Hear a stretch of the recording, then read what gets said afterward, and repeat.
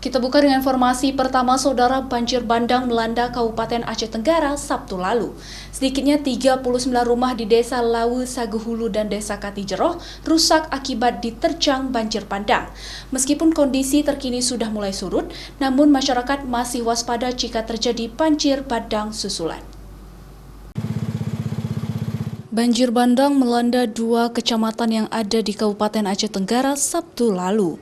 Banjir bandang ini menghanyutkan kayu gelondongan dan berbatuan sehingga berdampak pada rumah warga. Sedikitnya 39 rumah di Desa Lawu Saguhulu dan Desa Katijeroh rusak akibat diterjang banjir bandang. Bahkan satu rumah warga terbawa arus dan hanyut. Saat banjir terjadi, sejumlah warga ada yang mengungsi ke tempat gerapat, namun sebagian warga masih bertahan di rumah masing-masing. Petugas BPBD Aceh Tenggara langsung terjun ke lokasi untuk mengevakuasi korban banjir dan membersihkan sisa kayu yang terbawa hanyut oleh banjir bandang menggunakan eskavator. Selain rumah warga, sawah dan kolam ikan warga juga mengalami kerusakan. Di sana terjadi banjir bandang yang terdampak itu dua kecamatan. Yang paling parah itu ada dua desa.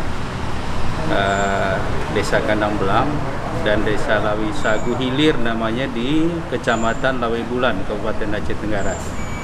Nah, sekarang sudah tidak ada masalah lagi. Bantuan masa panik sudah dikirimkan oleh Dinas Sosial dan sudah dibagikan di lapangan. Sementara itu, BPBD bersama Dinas Sosial setempat juga memberikan bantuan masa panik berupa sembako dan peralatan yang dibutuhkan untuk sementara waktu.